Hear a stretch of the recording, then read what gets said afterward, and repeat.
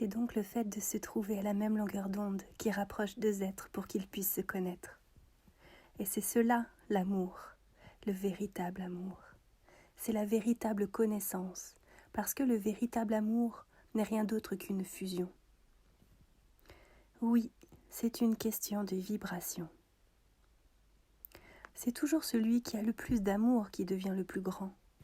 Le savoir, la force, évidemment c'est quelque chose. Mais ce n'est pas avec le savoir et la force qu'on va le plus loin. Tandis qu'avec l'amour, on va jusqu'à l'infini. L'amour vous fait courir. Vous ne vous arrêtez plus. Oui, l'amour c'est ça, prendre ses jambes à son cou. L'amour qui vous laisse stagner n'est pas le véritable amour. Il y avait une fois dans un pays lointain un jeune garçon qui était d'une force exceptionnelle et qui avait décidé de mettre cette force au service de l'homme le plus puissant de la terre.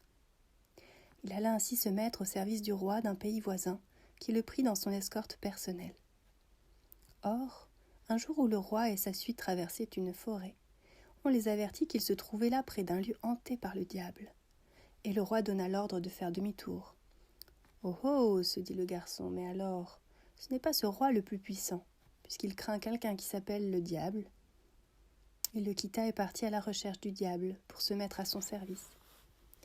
Un soir, il aperçut toute une troupe sinistre de cavaliers noirs. « Qui cherches-tu » demanda le chef. « Je cherche le diable. »« C'est moi, que veux-tu » ?»« J'étais au service du roi le plus puissant de la terre, mais j'ai vu un jour qu'il avait peur de toi. Tu es donc plus puissant que lui, et c'est toi désormais que je veux servir. »« Bon, c'est bien, viens avec nous. » Et il suivit le diable. Un jour, il remarque que la troupe évitait un endroit où se trouvaient des croix, et il demanda ce qu'étaient ces croix qu'il fallait éviter. L'histoire ne dit pas quelles explications exactement donna le diable au sujet de Jésus, mais le jeune homme comprit qu'il devait être encore plus puissant que le diable, puisqu'il lui faisait peur, et il décida d'aller le servir.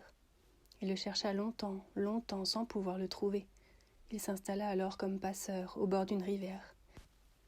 Et il était si grand et si fort qu'il transportait les voyageurs sur ses épaules d'une rive à l'autre en s'appuyant sur un long bâton.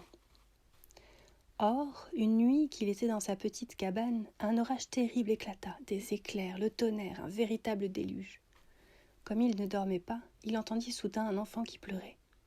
Étonné, il sort, et dans l'obscurité finit par apercevoir un tout petit enfant. « Mais mon petit, que fais-tu par ici, par un temps pareil ? Je voudrais traverser la rivière, mais je ne peux pas, je suis trop petit. Ne pleure plus, je vais te transporter. » Il le prend sur son épaule et entre dans la rivière. Mais les eaux étaient montées si haut et le courant était si violent qu'il avança avec beaucoup de peine. Et surtout, il sentait que ce petit enfant sur ses épaules devenait de plus en plus lourd. « Mais mon enfant, pourquoi es-tu si lourd ?» lui demanda le passeur. « Tu pèses autant que la terre. »« Oh, répond l'enfant, je suis plus lourd que la terre. Je suis Jésus, que tu voulais servir. À partir d'aujourd'hui, on t'appellera Christophoros, porteur du Christ. » Voilà la légende de Saint Christophe.